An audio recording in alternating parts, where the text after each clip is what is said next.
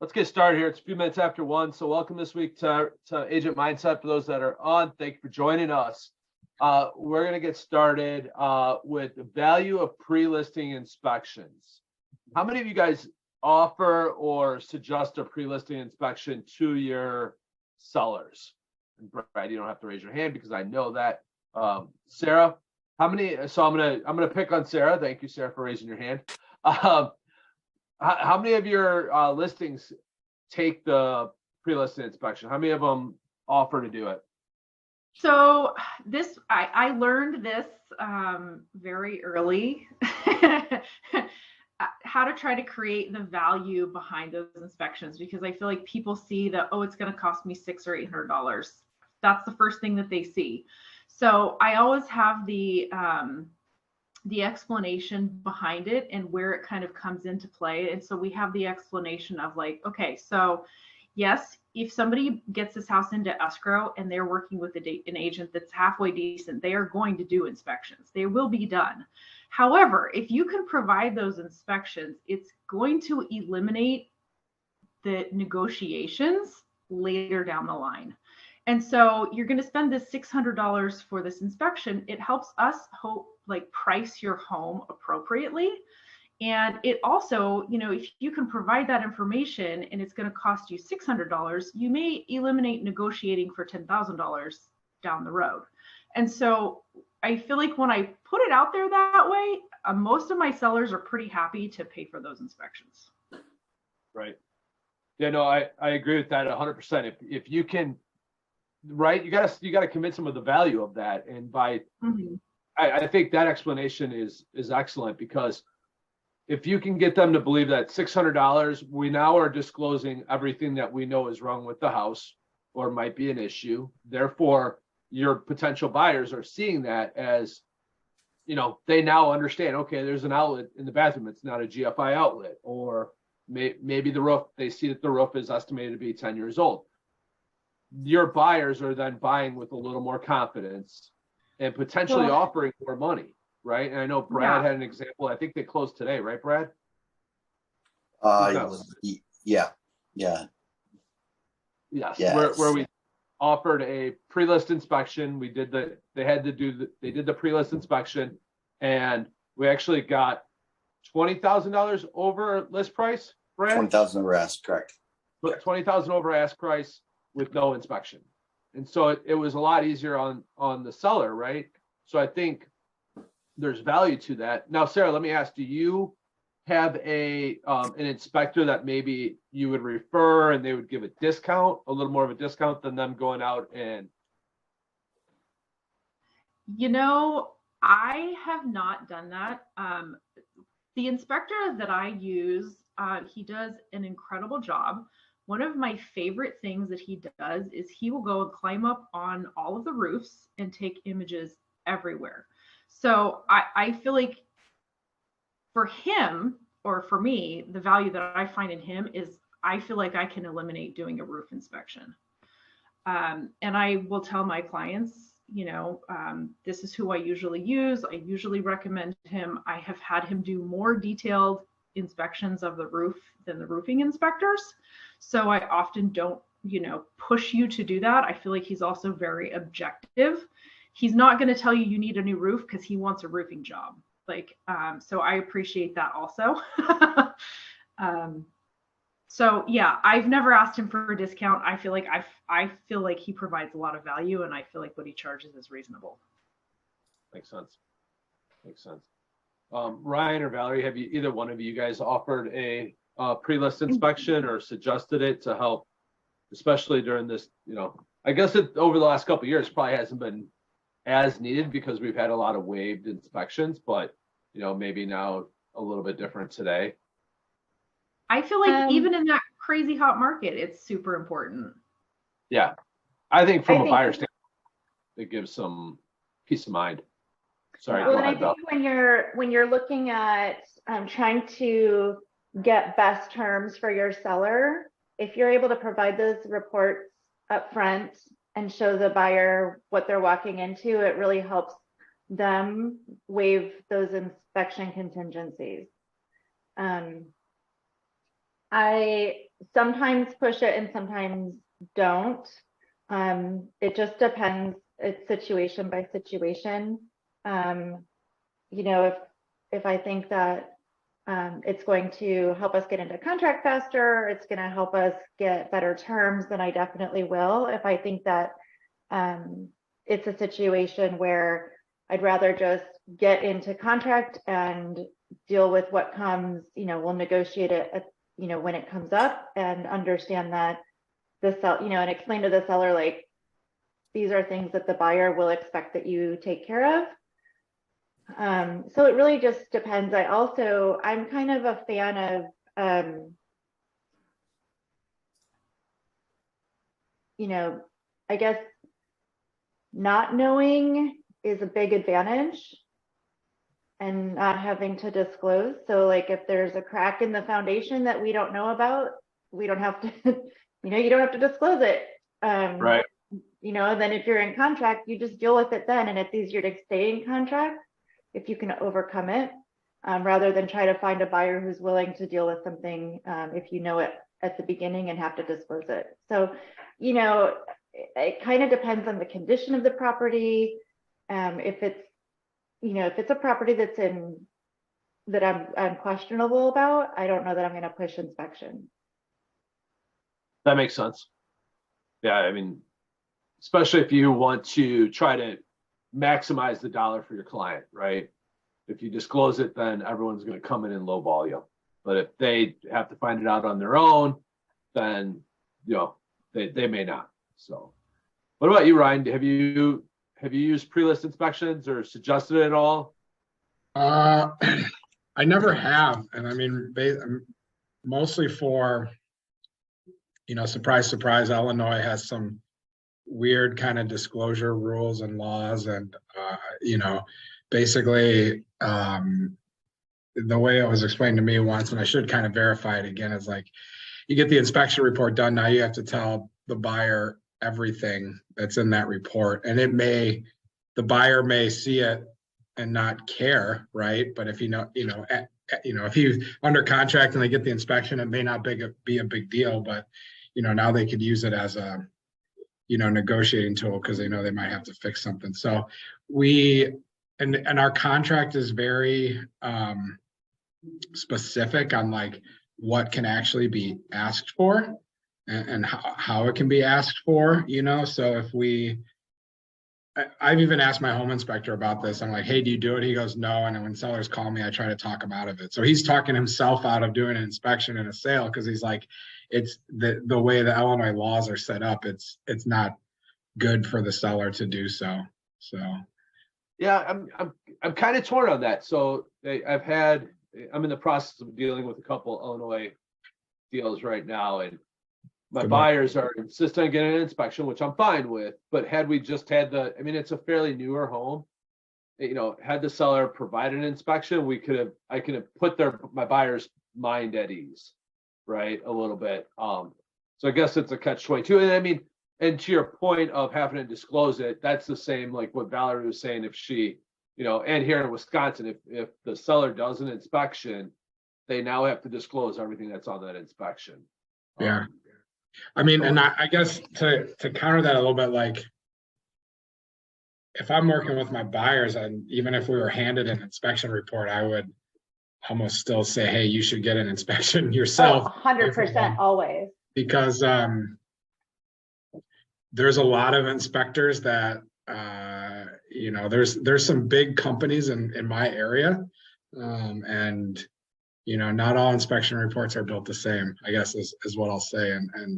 And so even down to like, you know, they're kind of known, if you've been around enough, they're kind of known where if you see you know, an inspection report from this company that says, hey, there's no mold in the house, they basically just charge the seller $200 to say there's no mold. Like it's not a kind of a legitimate thing. So yeah, there's a lot of, it's always been recommended to not do it. And the same home inspector I was mentioning, he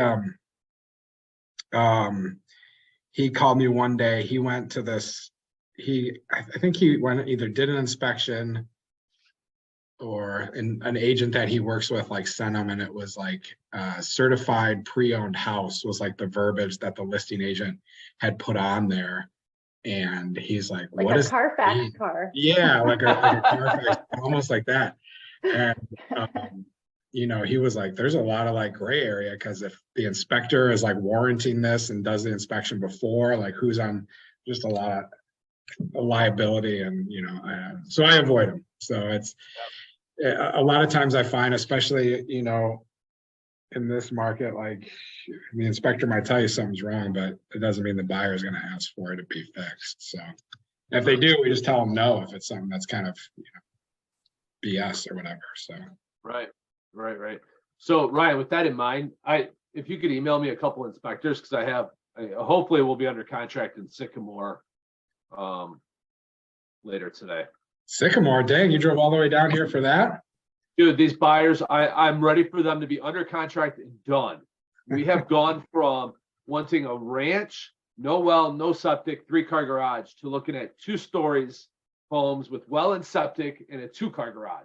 Yeah. Back to 3-car garage, back to Sycamore, Illinois. And I'm like, you should have called me. Sycamore is right next door. I could have helped you with that one. They are. So they're buyers from Florida. So it's all through Zoom. And okay. I wouldn't even pass these buyers on to Brad right now. That's how bad it's been. I'm anybody the piece. You my home inspector's name. He's the best. Okay, perfect. Thank you. These buyers have just been like, I went over the contract 3 times with them last night, and I still had a million questions this morning. So yeah. I guess from the listing side, or the listing presentation side of things, that's the pre-list inspection. I guess it's a hit or miss depending on the property, right? Like if you got a dump that is just, you know, it's going to come up with everything on the pre-listed inspection report. Thanks, Brad. Pre-listed inspection report, then maybe you don't want to do it and leave it up to the buyer. So I guess it's hit or miss, but that's some good feedback. I like it. Go ahead, Sarah. Were you about to say something?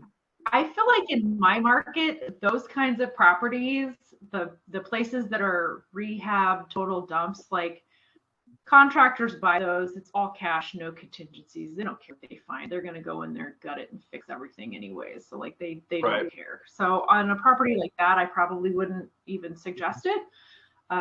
You know, your single family home that's in even remotely reasonable condition, I usually do. Yeah. And you know, I'm also using, like, this is a super small market. So I'm using the same inspector every single time for pretty much every inspection. I would use him on the buy side. I would use him on the sell side. So yeah, that's just what I do most of the time. And that's similar up here. We have 3 inspectors that are kind of our go-to, that we know, trust. We know they do a good job in our market. And to Ryan's point, there are a few inspectors. If my buyers came to me and said, hey, I want to use this person, I would be like, well, I have a couple others that we know, like, and trust that I would recommend. I don't tell them don't use them, but I suggest the ones we know, like, and trust. So Sarah, do you find that a pre-listing inspection at times nets you more for your sellers? I do. And I feel like from a psychological standpoint, I mean, I work with a lot of buyers too. I feel like buyers take the bad news so much better when they are not discovering it. I can't tell you how many times I've had a buyer do an inspection where somebody didn't provide it. And it's like totally stuff that I wouldn't be super excited, like a super normal average pest report for our area. And they're like, oh my God, you know, and if you provide it to them, they're like, oh, okay. Yeah. So. Yeah, I find that if the sellers were to provide something like that, and we look at a property, it's like a done deal, like moving on. They're not even gonna write an offer, or they're not gonna consider it. You know, if there's something, but if you're in contract and you have, you know, something come up in your report where it's like, Ooh, that's big. You could at least talk them off the ledge. Be like, look, we can overcome this. Anything can be fixed. Let's negotiate. And you're already in contract. Like, it benefits everybody to stay in contract. Yeah. So I feel like it's almost easier to do it on the back end. That's a good point. Yeah. Like if something's disclosed and it could potentially scare buyers away before they even consider writing a contract and Yeah. offer. Well, So I feel I'm like all about entrapment. Yeah. I feel like the market shift is probably going to be changing that a little bit too, because I feel like before, like, you were going to get offers, you were going to get 10 offers on just about anything that you listed, and people would be more open to writing a more aggressive offer without an inspection contingency if you were providing inspections. And Right. so I pretty much was always doing it because I don't want them to fall out of contract. I feel like if you provide that information up front and people know, like, you're not going to get into contract and then fall out of escrow. Right. Yeah, I do think it's market and property specific. 100%. yeah, right. Yeah. No, yeah. I mean, if that's true. Like the property that Brad's referring to that we got under contract, it was a $200,000 house. So it's first time home buyers probably. And Valerie's laughing, like 200,000, and we can't even buy vacant land out here for 200,000. With Sarah too. So A maybe shed. if it's a shack, and maybe right, it's property specific. So if it's a first time home buyer potential price range, maybe that pre-listing inspection has more value than something that is, a second or a third home for somebody because they can afford it. Like first time home buyers, $500 or $600 on an inspection is a lot of money that on top of everything else they're forking out during buying their first home. So you're right. I think there is some value there based on the property. No, good conversation. Anything else anybody wants to add to pre-listed inspection? All right. Next one, the topic this week was top 3 lead sources. I think this might have been from last week too. What are you guys doing for lead sourcing right now besides your sphere of influence? What are you doing to drive more business to you, to your brokerage, whatever it might be? What are you guys doing? And I can tell you what used to work for us, it's starting to fail too. We'll go back. We'll circle back. Go ahead. Who said so first? Sarah. Okay. So I have a very small portion of a zip code in Zillow. I do that. It hasn't been my most profitable investment. It's been okay, and I do still have some leads that I am genuinely working with.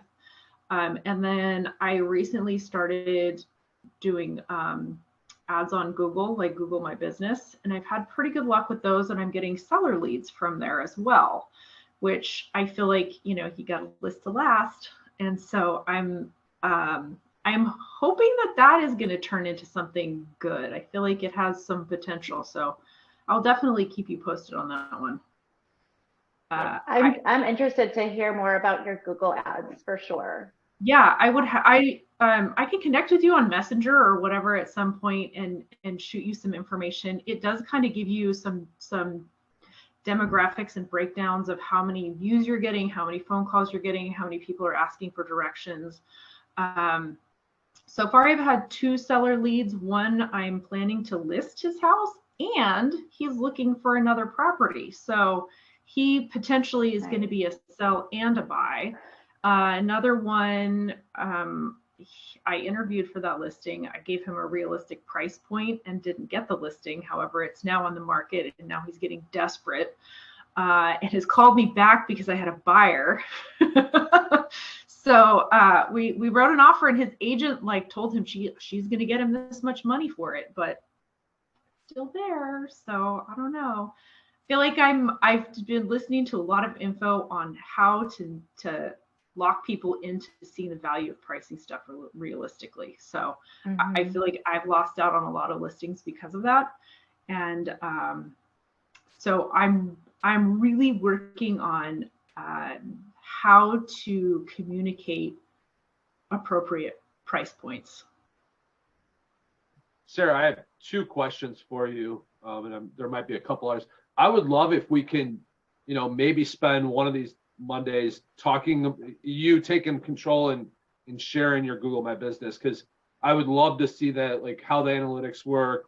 Maybe if you could share what the ad looks like and kind of dig deeper into that, because it's something that Brad and I are looking to do, is kind of get our Google My Business fully set up and moving into some Google pay-per-click advertising. Yeah. So I think there's a little more value there. I feel like I'm getting more value out of that than I did out of my Zillow by a substantial amount. And I'm also super local. Like, I'm born and raised here, so I feel like just getting my name out sometimes, if people are like, oh, I know her, it just making yourself available to find. It's so.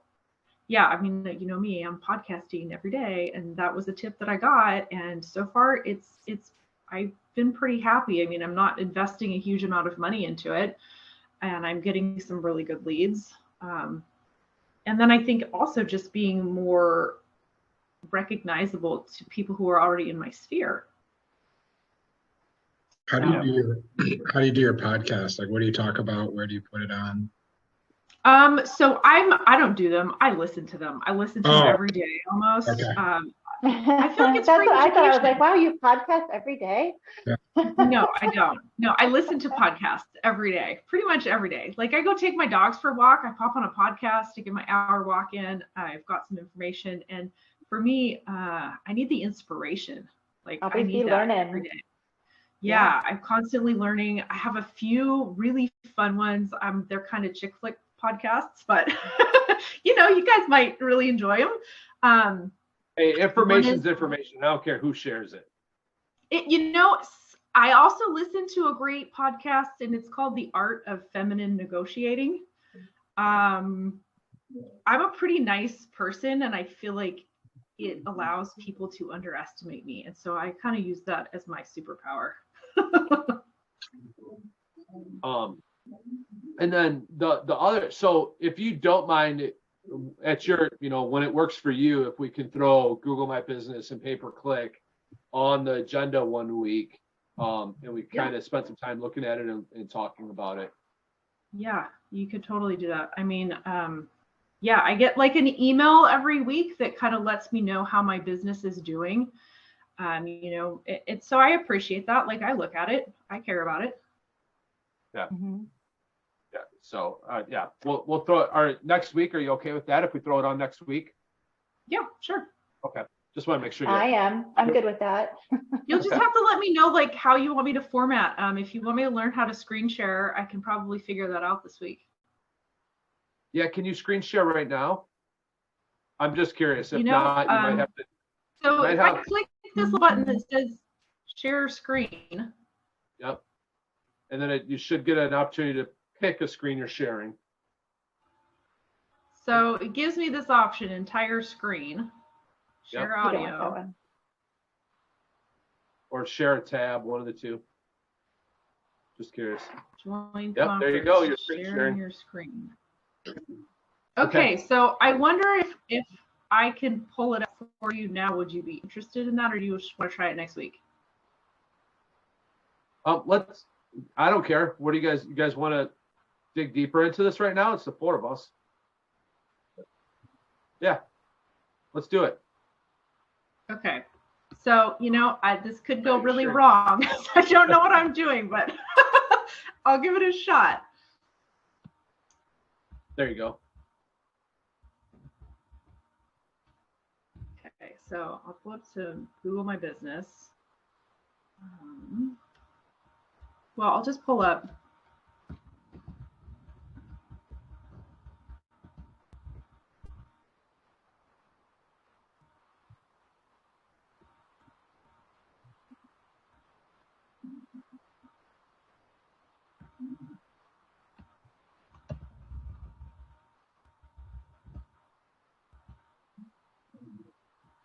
Get all kinds of different stuff here.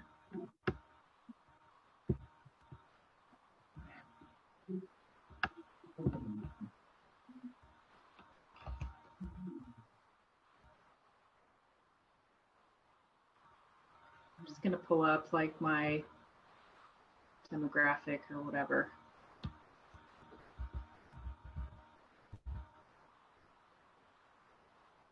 Okay, so there's Google Ads.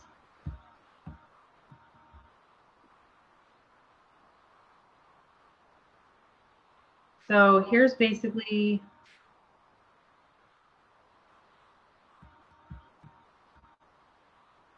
here's my big spend. Can you guys see this? Yep. Mhm. $73.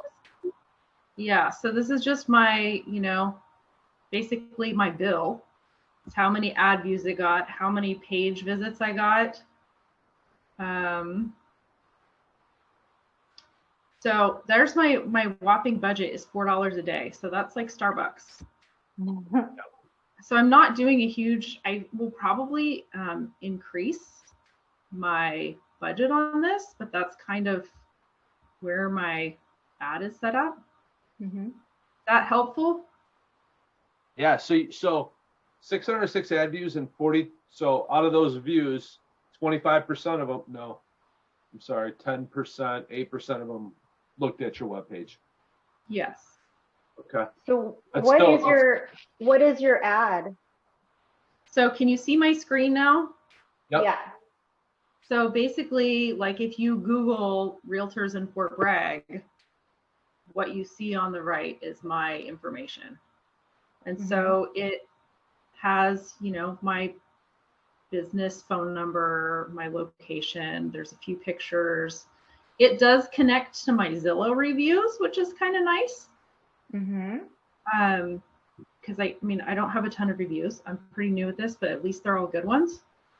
I'm gonna click on this and see what it looks like.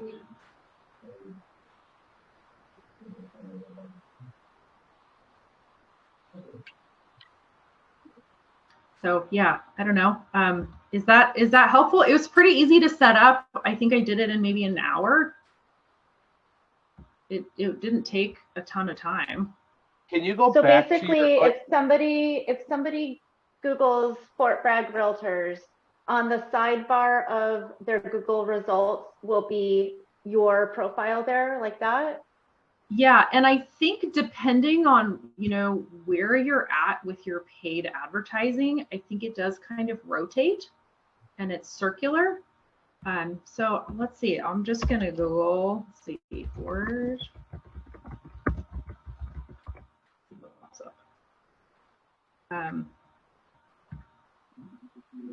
well, here,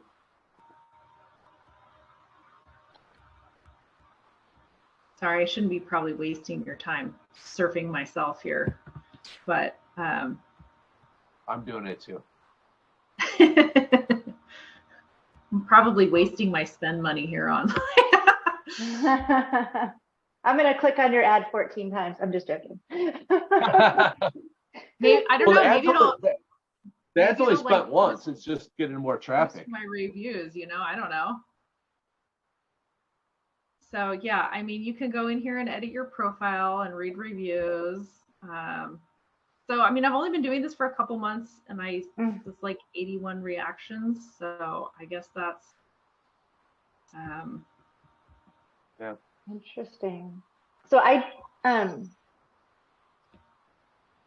says a little bit about me personally.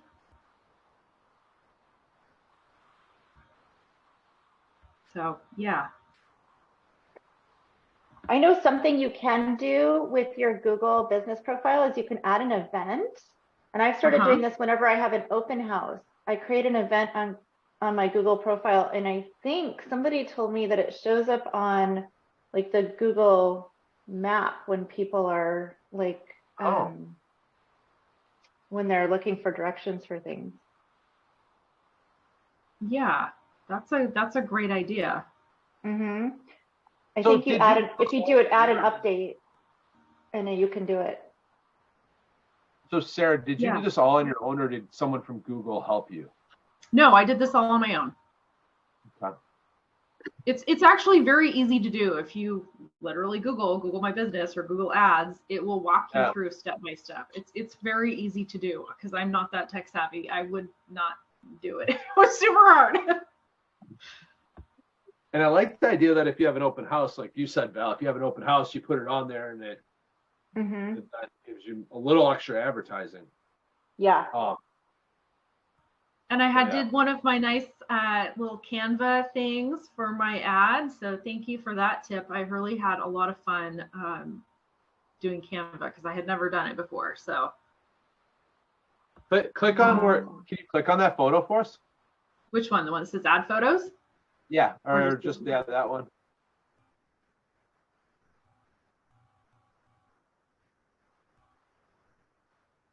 Maybe. Is it loading? It's weird. I don't know what it's doing. That's okay. Way to break I it, actually Ben. had pulled up on the other thing too. Maybe it's just because I'm not actually on it. I'm kind of in my account from that point. Yeah. So, Okay, that's okay. I'll play with it later too. Yeah, definitely. It's definitely the route I want to go more. We do Facebook advertising, and I feel like Facebook's just getting oversaturated lately with advertising from real estate agents to lenders to people that want to come and clean your docks. It's just been bad. So can I X out of the screen? Are you guys done? Yeah, you can stop sharing. Yeah. Thank you. Yep. Yeah, no, I hope it was helpful. So you should be able to, click stop sharing right there. And when you open up the, let's see, where am I? Yep. Right there we go. There you go. Okay, cool. That's my tech tip for the day. Yay, you did it. Yay. Hey, you were able to share your screen. We struggled. Didn't you have issues with that a couple weeks ago? Yeah, I did, and I think I had to download something to be able to do it. So, hopefully I can do that in the future. So, what other lead sources are you guys using to help drive business? So I'm on my company's Zillow Flex team. So we get Zillow Flex leads, which means it's like overflow from people who buy zip codes.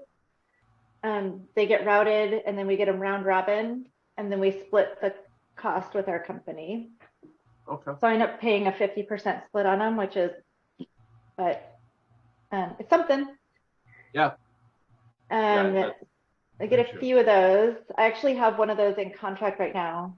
And then open houses are something I'm returning to. And I know back in January, Valerie, you made open houses one of your, your must-dos this year, right? It's kind of a staple. You rebuilt the process. How's that going for you? Have you seen an increase in traffic? Because I know you were talking about doing door knocking and a bunch of other things. Yeah, I haven't had as many open houses as I've wanted to. I'm a little behind on my goals, but of the 3 that I've held, I've captured one solid lead. That's one of the buyers I've been working with writing offers. So I got something solid out of it. Which is good. I've been so, and Brad has been working with me on this. I've been so busy every weekend with my buyers because I have so many buyers I'm working with that only can look on weekends that I haven't had any time to then do open houses. But now that I've got some in contract and all that, I'm freed up to do open houses again. Yeah. Kind of a vicious cycle. It really, especially when I'm driving down to Sycamore. That's an hour and a half drive from my house. It was brutal. You got to refer that out. And the worst, it wasn't supposed to be. It was supposed to be like 15, 20 minutes from my house. And the worst part was I had them originally scheduled for a showing down there at 8:30 in the morning. So I planned on leaving my house by 7. And then they canceled that showing and moved and did one in Mundelein. And then after we saw the one in Mundelein, which Mundelein's only like 25 minutes from my house, they said, well, can we go see the one in Sycamore? I'm like, I don't have time for this. I told you that's the house you should have seen the first time. People, come on. Oh, these buyers are, I'm going to be bald. I am already balding, but I'm going to be bald. You're going to be bald. Ryan, what about you for lead gen? I've been, I started this new thing that I picked up from like the Tom Ferry event that I was at the beginning of February. So I've been slowly trying to implement that where it's like advertising, like an open house video on YouTube, some mailings to the neighborhood, some different advertisements with Google My Business. I've been doing Google My Business for a year, maybe 2 years now. Seeing some ads from that. And then like I run some ads through KV Core when we get a new listing, which is our CRM that my company has. And Where do those ads go? the KV Core ones that go on Facebook. Okay. And then the Google ones are Google. So it kind of like covers the two biggest websites that people use, you know, plus YouTube. And everything directs back to like my website, which is a forced registration website for them to see. It's typically property specific. So, well, okay, more information, and then they got to fill out the information to get to the property. I started, Vince is familiar with the Homes for Heroes, and I've gotten a couple of leads off of that in the month or so that I've been doing that. And I think that's pretty much it. I'm like 85% my sphere. So everything else is just kind of little add-ons and, you know, one-offs here and there just to kind of help, but most of it's my sphere. Yeah. We still do the property boost. And like you said, Ryan, it's Facebook and it's property specific. We tried running, some Facebook ads for like home seller ads, and those fell in the face. We didn't have a lot of impressions through Facebook. We didn't have a lot of, I think for the seller ads, we got 4 leads for the 2 weeks we ran it, and we ran it at $8 a day. So I don't even know what that, 14 times 8 is what, $92. So no, $112. So yeah, not a great rate of return. When we did Facebook ads for offering like reduced, so we ran 2 different ones and they were very successful for us. Reduced homes in our area. So we did a landing page that would always update for any house that's done a price reduction. And so if someone clicked on it, they could see price reduced homes, and they would have to register through Facebook, which I liked better than registering on our site, because Facebook, they're like, oh, Facebook's already got my information, then I have no problem putting it there. I felt like I got more accurate information when they had to register on Facebook versus my site and my landing page. And then the other one we did was fix and flip.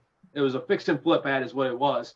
And it was any home that had a title of foreclosure, rehab, fix it up, needs repair. So if it had any of those subject words in there, it went to that landing page and people could see those homes. That actually drew quite a bit of traffic for us recently. So I like those two the most. And then the other one that's we've talked about before is the first time home buyer webinars.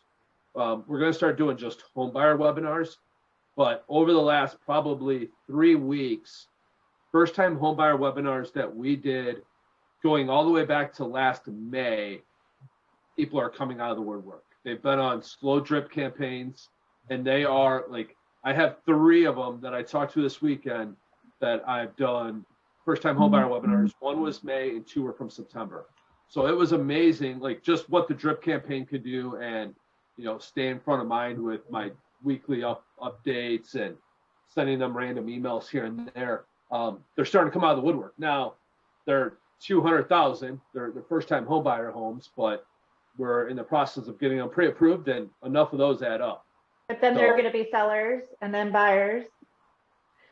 We And had an agent in our brokerage. She just had a first-time home buyer class, and she probably had 15 to 20 people attend and got 3 pre-approvals out of it. I mean, it was Wow. I think that's phenomenal.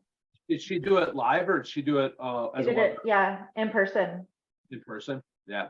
So we just did so Ryan, you're familiar with it, Homes for Heroes. We just did a Homes for Heroes one, and we only had a couple people. I can't remember how many people attended. It wasn't a lot, but we recorded it through what's called Webinar Jam.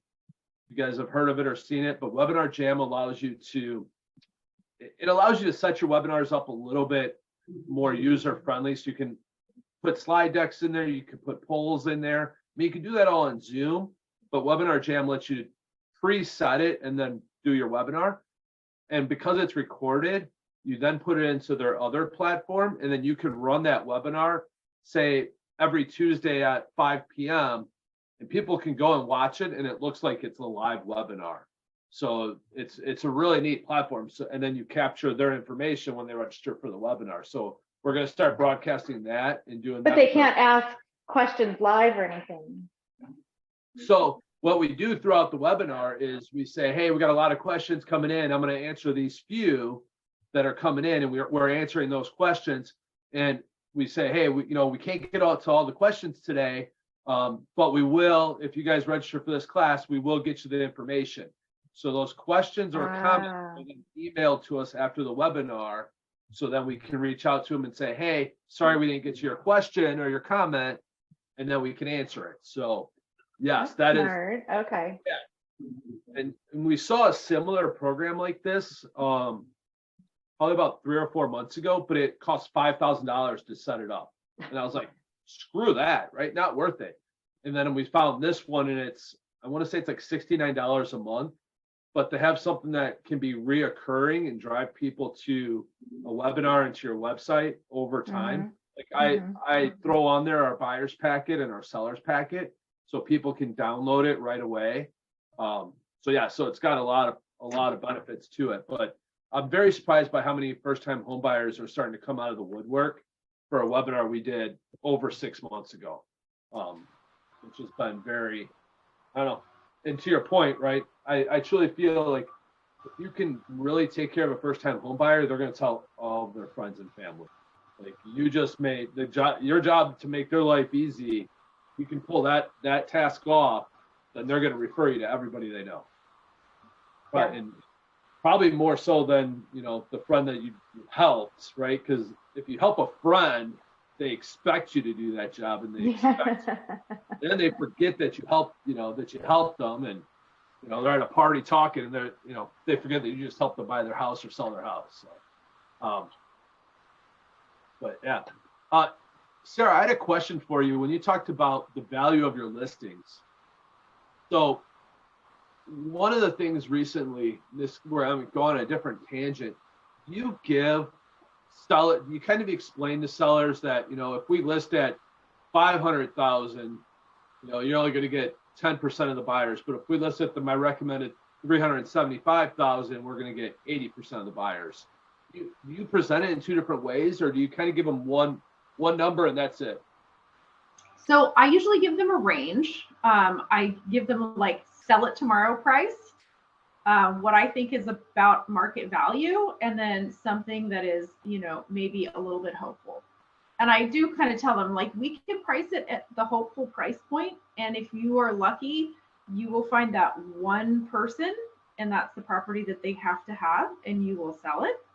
If we price it at that price point and then we don't find that one person, then you start getting into doing price reductions, and sometimes you end up getting less for it than if you had priced it right appropriately or even slightly under market.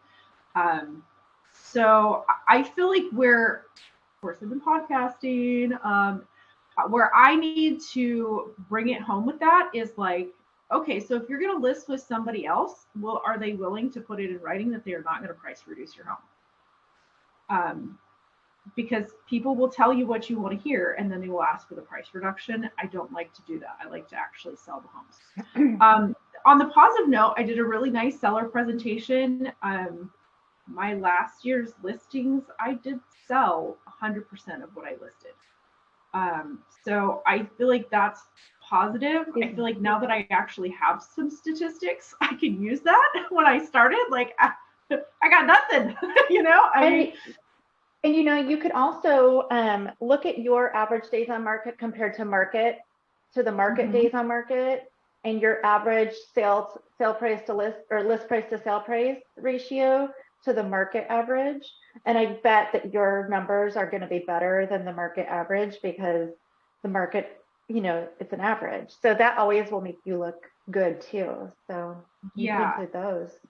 So I'm really trying to bring home some of those points, because and also just saying like, hey, I like to have happy clients. And if I tell you I can get you X amount of dollars for your house, when I actually can't do that, those make not happy clients. One of the things I was saying, I heard was, you know, you're talking to a seller, of like a little bit of role playing, and they were like, well, so do you not want my listing? And telling them, well, yes and no, because if I can't get you what you're expecting, you end up as not a happy client.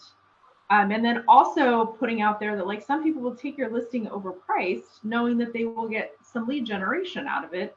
And so that is their goal, more so than actually selling your home. Is even if people call about this property and they don't buy this property, they will look at other properties. So like I try not to do that. I try to actually price it so that I can get the property moved for you. Have you heard of this book, Ninja Selling? Yep. I've read it. Okay, because one of my favorite things that he does in here is he asks the seller, like, how honest do you want me to be? Yeah. And I love that, because, and it's about like evaluating the property and, you know, talking about like the repairs and the thing, you know, improvements and things like that. But also I think that applies to pricing. Like, how blunt do you want me to be with you about this? Do you want to hear what you want to hear, or do you want to hear the truth? And I think yes. But he also has a really good way of like walking the seller into their price too. Yeah, I'm about halfway through that book right now, and it's a great book. Yeah. I definitely, the forward questions, and so I used that. From this group, I started really tracking where my closings are coming from, and like 99% of them are from my sphere. And so I realized that I need to invest in that more. Yeah. And, you know, so let me, when you, when it comes to those listings, and I like that, Val, where you ask them, how honest do you want me to be? And I think the idea of using your stats, or, you know, even using your brokerage stats could be beneficial. You know, if you're just starting off, using your brokerage stats, team stats of saying, hey, you know, last year we sold, you know, 90% of the homes at or above list price. And then the other 10% were, you know, within the first 30 days or whatever, right? So using those stats to kind of hit home for them, but instead of leading with those stats, ask the questions of, how quickly do you want to sell? And if they go, well, I'm okay with sitting on the market for 3 months. Well, then fine, we can list your house at $30,000 over ask price, but expect that we are going to drop it. We are going to reduce it over time. And then have them pre-sign that contract that says we're reducing in 2 weeks to this dollar value. And then you already have their commitment level that we're going to try it at their price point for 2 weeks. And then, you know, and then go from there. I think that we have found that to be very beneficial. It saves that question of, okay, let's have a price reduction. But I think using the stats, or, you know, what you've done over the last year, getting, you know, X amount of dollars for your buyers, or close, you know, list price to sale price, could be very beneficial to, you know, your pitch, right? And then, so one of the things I heard the other day is, when you guys do a listing appointment, do you take control of the situation as soon as you walk in the door? Or do you guys ask the seller to show you around, or, you know, how's that How's that I going? don't, but I All right. just, I don't take control, but I just listened to something recently where they said you should say, I'm going to set my things here in the kitchen. Is that okay? And then you set your materials on the kitchen table so that, and then you direct the tour through the house and then sit down at the kitchen table. Who was that you heard that from? You I know? can't remember. Maybe we listened to the same thing. Yeah, I'm curious. Yeah, it was. But he said he closes 95% of his listing transactions. They sign the papers before he walks out because he shows up 15 minutes early. So if he's scheduled to be there at 5 o'clock, he's there at 4:45, and then he apologizes for being early. He's like, you know what, I'm sorry, but I'm excited about being here. You know, and it just his spiel and how direct he is. And I was like, wow, like he just took control from the time he walked in the door to the point where he tells them, and this will tell you if it's the same person, he tells them where to sit at the kitchen table. He will say, Ryan, I'd like you to sit there. Valerie, I'd like you to sit there. This way, when I'm talking and presenting, I'm talking to both of you at the same time and we're making eye contact. Like he takes control, and then he never asks if there's any other questions. What he says is, okay, what do we need to do to list today? Or, you know, something of those. I'd have to go back and rewatch it, but it was never, can I ask any, you know, do you have any other questions? It is, all right, are you ready to list? Well, no, I want to think about it. Well, what is it that you have to think about that I did not answer just now? And then they go, well, you know, I have to think about if the price is right. Well, what does that price look like? Or I have to think about, you know, what terms we want. Well, what are those? And then you start eliminating all those we have to think about it questions to the point where they have no more think about it questions. And you're like, okay, are we ready to list? You know, so I found that to be very interesting on how much he took control. Because let's be honest, if you're buying something from somebody and they take control, or someone's selling you something, they're taking control of the situation, you have more confidence in what they're selling you, right? It just portrays that, like Sarah said that, what was it, the feminine negotiation, the art of feminine negotiation, right? Like it feels like you have power of the situation. So yeah, I think that's really, really good. Now we got on a total different subject, so sorry. It's all good. I want to make sure, so next week, I know Valerie had a topic that she wanted to bring up. And so I want to make sure we start next week with it. And it's managing multiple responsibilities and revenue streams. Right, Val? You told Brad about it? Yes, you did. Yeah. Brad squeezed it out of me. He what? He squeezed it out of me. He was like, oh, that's a good topic. Yeah. No, it is. It's and I think we all struggle with it, right? Like we all have different, you know, we manage my rental properties, and it also comes down to managing your personal life, right? Like we need to figure out a way to do it all. And from our business side of things, what are we doing that's a revenue generating activity versus not revenue generating activities? And like we recently hired a virtual assistant, and let me tell you, my stress level went from up here to like, even though she's only been with us for a week, she's already taken a few things off my plate in this last week that it's mind blowing that she's given me hours back on my days to do more revenue generating activities. So it's, you know, there's some cost to it, but in the long run, I think it's going to be beneficial for us. So I feel like this is like right out of the Selling Ninjas book. Also, you know, podcasts, but definitely revenue generating and lead generation. Like think about the things that you enjoy doing. Like who's the golfers? That's you guys, right? Like if you look at that as literally an opportunity to lead generate, like then you're also doing the things that you love to do while you're building your business. If you could just be like reaching out to people and, you know, asking them family, occupation, dreams, and goals, or something like that. Having those conversations with people all the time. it's huge. Like, I feel like a lot of the volunteer things that I go to, somebody always asks me something. And also sometimes people will ask you advice about just something that isn't necessarily going to be a lead, something to do with their grandma's property or this or that. And like, I always try to really put effort into those questions because those have been some of my best lead sources. I've had a lady who's referred me 2 sellers now because I helped her with a property that they bought as a for sale by owner for her mother.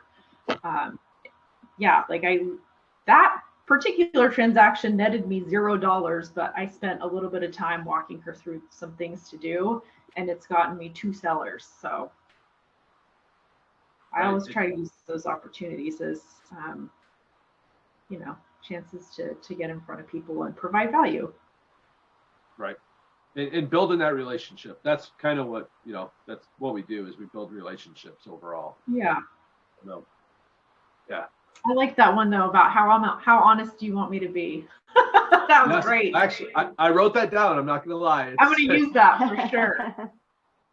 We have a listing appointment on Friday. It's going to be the first question. So, all right. Anything else? Any topics that people would like to see brought up in the next few weeks? Love to make sure we get them covered. I'll noodle on it. Please. I would love to know more about your home buyer seminars and how you set that up. That's something that I would consider doing. Also, like, have you ever considered just like a YouTube version of that or anything along those lines? I don't know if you get the capture points. Well, and that's why we went to that webinar jam and then Ever webinar is so that it's kind of the YouTube side of things, but it allows us to capture them, right? Yeah. So same idea. Yeah. Could definitely show you that. Okay. Anything else, guys? Well, thank you very much, and we'll see everyone next week. Have a great week. Make that money. You too. Bye. Thanks. Bye. Ryan, thanks for that contact.